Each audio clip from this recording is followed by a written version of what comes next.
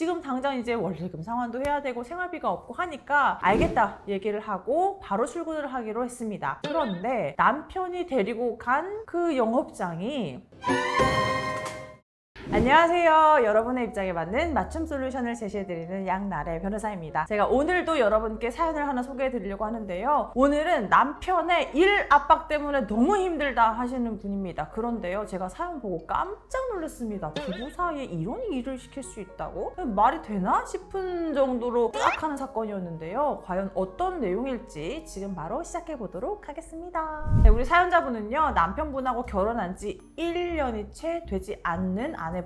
사실 결혼한 지 1년밖에 되지 않았으면 한참 좋을 때가 아닌가 이렇게 생각을 많이 하실 텐데요. 일단 남편분과 아내분이 연애를 좀 길게 하셨다고 합니다. 한참 사회생활 시작한 초기부터 알게 된 사이셨는데 두 분이 모두 경제적으로 조금 여유롭지 않으셨다고 해요. 집안에서 지원해주는 것도 많지 않고 내가 열심히 일을 해가지고 돈을 벌면 양쪽 각자 가정을 챙겨야 할 정도로 좀 여유롭지 못한 상황이셨다고 합니다. 서로 그렇게 어려운 상황이다 보니까 오히려 더 의지하고 같이 하면 해낼 수 있어 좀 이렇게 북돋아주면서 격려해주면서 그렇게 연애 생활을 길게 하셨다고 해요. 그래서 두 분이 힘들게 돈도 모으고 남들은 아파트에서 시작한다고 하는데 그게 다 무슨 소용이야. 우리 그냥 같이 살면 얼마든지 모을 수 있으니까 작은 집에서 시작해도 상관없다 해가지고 많지는 않지만 그래도 두 분이서 열심히 모은 돈으로 작은 방도 마련하고 결혼 생활을 시작하셨다고 합니다. 그런데 남편분이 이제 어떤 제안을 하셨냐면 처음에 우리가 생각해보니까 솔직히 어디에 취업하거나 투잡을 뛰거나 해서는 경제적인 상황이 확 나아지기는 어려운 상황인 것 같다. 당신하고 나하고 모은 돈 그리고 최대한 신용대출 땡길 수 있는 거 모아가지고 자영업을 좀 해보자 이렇게 하셨다고 해요. 처음에는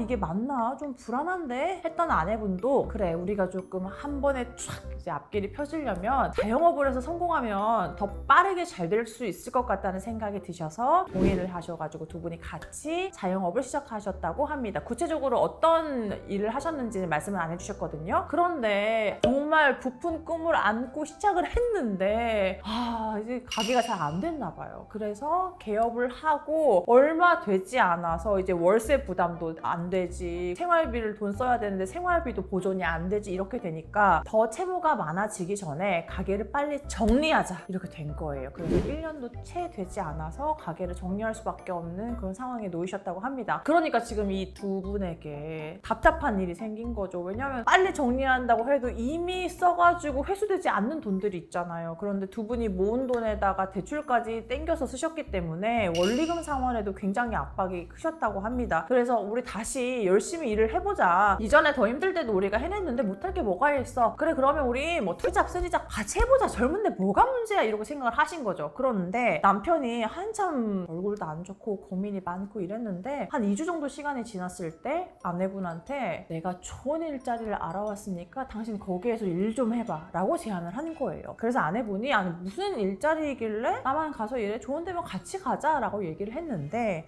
거기는 여자만 나가서 일할 수 있는 곳이야. 나는 못 가고 싶어도 그렇게 얘기를 한 거예요. 그런데 이제 일하는 시간이 저녁 시간대라고 했답니다. 그래서 아내분이 처음에는 의아했지만 저녁에 일하면 조금 힘들고 야간 수당도 있고 하니까 그래서 시급이 높아서 좋다는 건가 생각을 하신 거죠. 지금 당장 이제 원리금 상환도 해야 되고 생활비가 없고 하니까 알겠다 얘기를 하고 바로 출근을 하기로 했습니다. 그런데 남편이 데리고 간 그 영업장이 들어갈 때부터 좀 이상했습니다.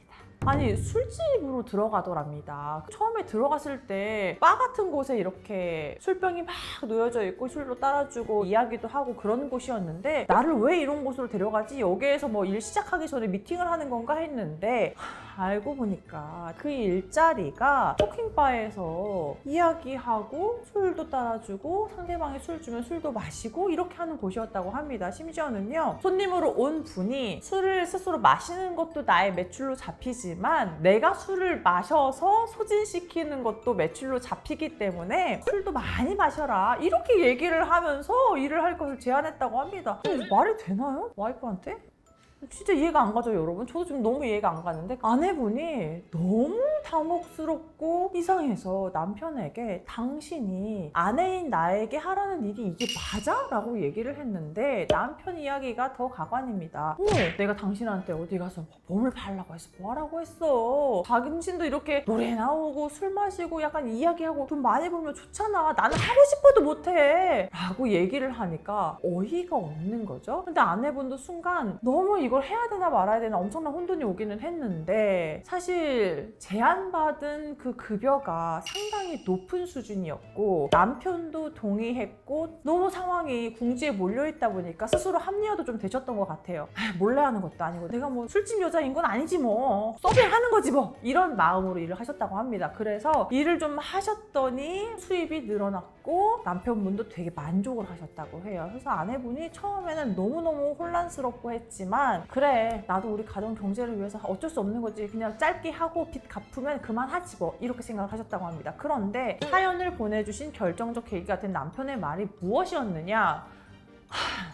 여보 난 진짜 괜찮거든? 그 단골 손님 중에 당신 진짜 좋아하는 사람 가수 있잖아.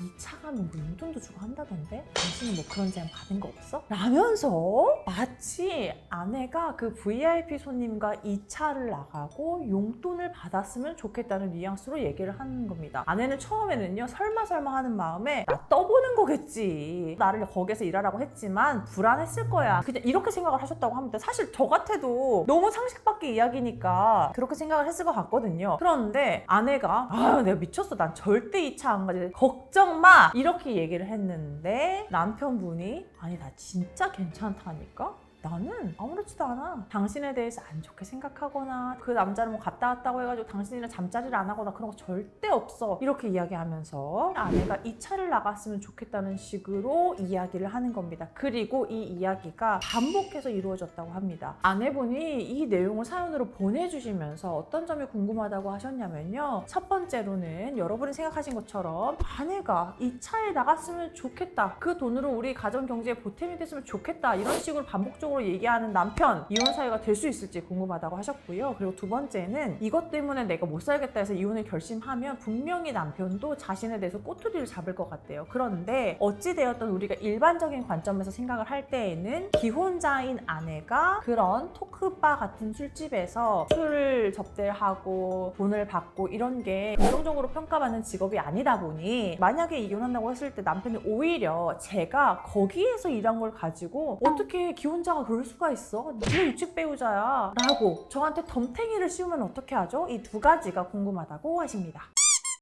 네, 제가 사연 소개해드릴 때마다 조금 상식 수준을 넘어서는 일들이 발생하고 있다 이럴 때가 있는데 오늘 사연도 좀 너무 속상한 사연입니다. 아내분이 남편과 가정을 위해서 이렇게 애쓰고 있는데 그 이상의 것을 요구하는 남편 말이 안 되죠. 자, 바로 첫 번째 질문에 대한 답변 드릴 수 있을 것 같아요. 누가 생각해도 이건 상식적으로 말이 안 되죠. 무슨 남편이 술집 포주입니까? 왜 아내를 원치 않는 곳에서 일하게 하고 설사 아내가 거기서 일하는 걸 동의했다고 한들 아내가 동의한 것은 딱 거기에서 서빙을 하는 정도의 업무인데 이 차를 강요한다니 이거는 너무 말이 안 되죠. 그래서 내가 원치 않는다고 명확히 얘기를 했는데도 남편이 계속해서 그 일을 강요한다 혹은 강요하지 않더라도 이걸 하지 않는 거에 대해서 불편한 기색을 보이고 반복적으로 했으면 좋겠다는 뉘앙스를 보여서 아내를 힘들게 한다. 그러면 그것들 모두 유책 사유가 될 수가 있습니다. 그래서 만약에 이혼 소송을 진행하신다면 남편과 대화할 때 남편이 이 차 나갔으면 좋겠다고 이야기하는 거 혹은 문자나 카카오톡 같은 것으로 여보 이 차 난 괜찮은데 난 정말 문제 없어 돌려서라도 아내가 이 차에 나갔으면 좋겠다 이런 이야기를 하는 것들을 증거로 확보하시면 좋을 것 같습니다. 자, 두 번째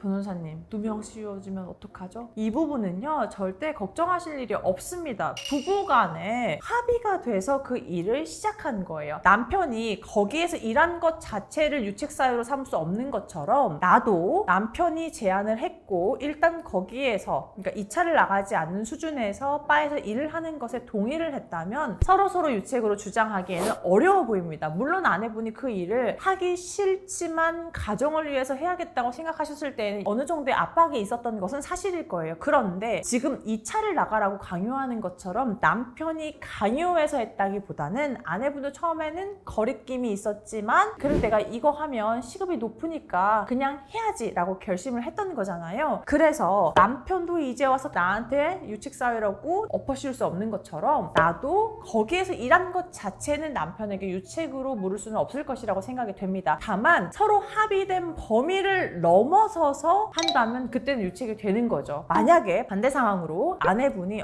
이거 수입이 좀 되네? 저 사람이 이 차 가면은 돈도 많이 주고 용돈도 준다는데 한번 해볼까? 그렇게 돼서 아내분이 그 이상으로 일을 했다. 그러면 그때는 아내분의 유책사유가 되는 거거든요. 그래서 정리하자면 핵심 두 분이 합의된 일을 했고 합의된 범주 내에서 일을 했다면 남편이 이제 와서 갑자기 아내에게 당신 신뢰관계를 깼어. 말도 안 돼. 이렇게 주장하면서 아내의 유책사유로 만들 수는 없다. 이렇게 생각하시면 되겠습니다. 네, 제가 오늘도 이렇게 여러분께 사연 소개해드렸는데요.